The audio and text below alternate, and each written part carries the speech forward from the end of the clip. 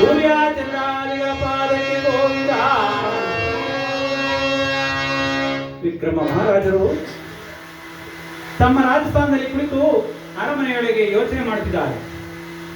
ನಾನು ಆ ಭಗವಂತನನ್ನ ತಿಳಿದು ಹುಟ್ಟಿದನಾದನಲ್ಲ, ಏನು ಮಾಡಲಿ ಎಂದು ಹೇಳಿ ಯೋಚನೆ ಮಾಡುತ್ತಿದ್ದಾರೆ. ಭಗವಂತ ಒಂದು ಕಡೆ ಯೋಚನೆ ಮಾಡುತ್ತಿದ್ದಾರೆ. ಆ ಮಹಾಂತ ವಿಕ್ರಮ, ದುರುಳ ವಿಕ್ರಮ ನನ್ನನ್ನ ಪರಿಪರಿಯಾಗಿ ನಿಂದಿಸಿದನಲ್ಲ, ನಾನು ಆತನಿಗೆ ಯಾವ ರೀತಿ ಕಷ್ಟವನ್ನು ಕೊಡಲಿ ಎಂದು ಹೇಳಿ ಆ ಶನಿದೇವರು ಒಂದು ಕಡೆ ಯೋಚಿಸುತ್ತಿದ್ದಾರೆ. ಅವರ ಮನಸ್ಸನ್ನ ಒಂದು ಪಂಚವರ್ಣದ ತುರುಕವನ್ನಾಗಿ ನಿರ್ಮಿಸಿಕೊಂಡಿದ್ದಾರೆ. ಅವರ ಮಾಯೆಯಿಂದ ಅವರೇ ಕಾರವಾನ ವೇಷವನ್ನು ಧರಿಸಿಕೊಂಡಿದ್ದಾರೆ ಶನಿದೇವರು. ಕುದುರೆಯನ್ನ ಕೈಯಲ್ಲಿ ಹಿಡಿದುಕೊಂಡು ಉಜ್ಜಯಿನಿ ನಗರದ ಅರಮನೆಯ ಮುಂದೆ ನಿಂತಿದ್ದಾರೆ ಕುದುರೆ ವ್ಯಾಪಾರಿಯಾಗಿ. ಆ ಕುದುರೆಯ ಅಂದ ಚಂದವನ್ನ ನೋಡಲು ಅಲ್ಲಿನ ಜನಸ್ತೋಮ ಸೇರಿದೆ. ಜನರ ಒಂದು ಗುಂಪೊಂದು ಕಾಣುತ್ತಿದೆ ವಿಕ್ರಮ ಮಹಾರಾಜರಿಗೆ. ಆ ಅರಮನೆಯಿಂದ ಹೊರಗಡೆ ಬಂದಿದ್ದಾರೆ. ಜನರ ಗುಂಪನ್ನು ನೋಡಿದ ತಕ್ಷಣ ಆ ಕುದುರೆಯ ಮುಂದೆ ಬಂದು ನಿಂತಿದ್ದಾರೆ. ಈ ತುರುಗ ನನ್ನ ಅರಮನೆಯಲ್ಲಿ ಇರತಕ್ಕಂತ ಕುದುರೆಗಳಿಗೆಲ್ಲ ಈ ತುರುಗ ನನ್ನ ಕಣ್ಣಿಗೆ ಮಿಗಿಲಾಗಿ ಕಾಣುತ್ತಿರುವುದಲ್ಲ. ಈ ಕುದುರೆಯನ್ನು ನೋಡುತ್ತಿದ್ದರೆ ನಾನು ಸವಾರಿ ಮಾಡಬೇಕೆನಿಸುತ್ತಿರುವುದಲ್ಲ ನನ್ನ ಮನಸ್ಸು ಎಂದು ಹೇಳಿ ಆ ಕುದುರೆ ವ್ಯಾಪಾರಿಯಾಗಿ ನಿಂತಿದ್ದಂತ ಆ ಮಾಯಾ ವೇಷಧಾರಿ ಆ ಭಗವಂತ ಶನಿದೇವರನ್ನ ಕೇಳುತ್ತಿದ್ದಾರೆ. ಅಯ್ಯ ಕಾರವಾನರೇ, ಈ ಕುದುರೆ ಕರುವುದು ಏನಪ್ಪ? ಮಹಾಪ್ರಭು, ನಾನು ಮೊದಲು ಕುದುರೆಯ ಕ್ರಯವನ್ನು ಹೇಳುವುದಿಲ್ಲ. ಅಂದರೆ ನೀವು ಮೊದಲು ಸವಾರಿ ಮಾಡಿ ಬನ್ನಿ, ಅನಂತರ ಹೇಳುತ್ತೇನೆ. ಆ ಭಗವಂತ ನುಡಿಯುತ್ತಿದ್ದಾನೆ.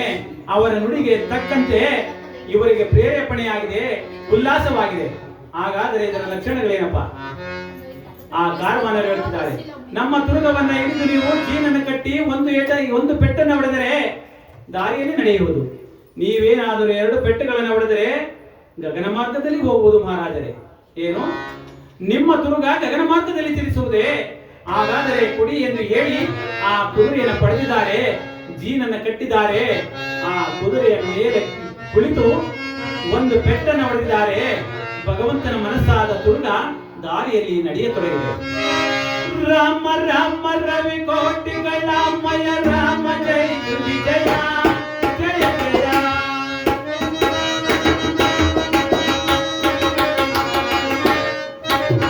ರಾಮ ರಾಮ ರವಿ ಕೋಟಿಗಳ ಮಯ ರಾಮ ಜಯ ವಿಜಯ ಜಯ ಜಯ.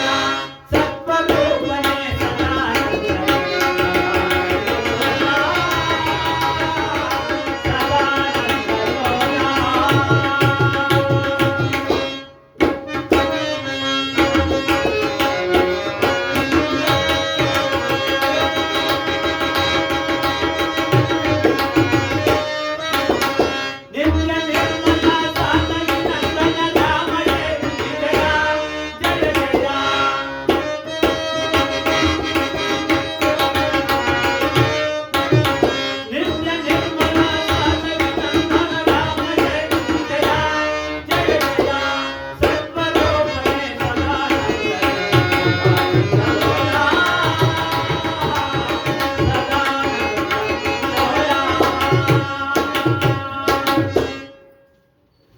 ಅವರ ಮಾತುಗಳನ್ನು ಮೆಚ್ಚಿದಂತಹ ವಿಕ್ರಮ ಮಹಾರಾಜರು ಕುದುರೆಯ ಮೇಲೆ ಕುಳಿತು ಒಂದು ಪೆಟ್ಟನ್ನು ಹೊಡೆದಿದ್ದಾರೆ.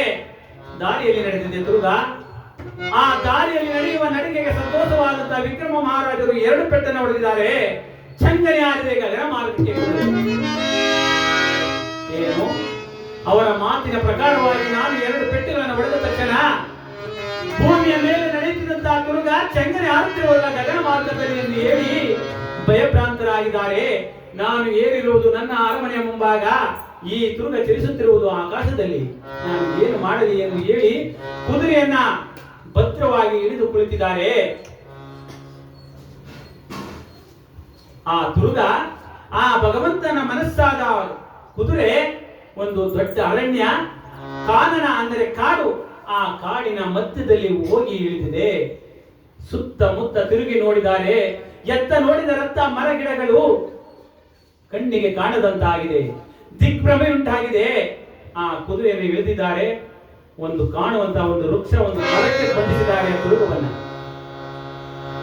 ಮರಕ್ಕೆ ಬಂಧಿಸಿ ನಿಂತಿದ್ದಾರೆ.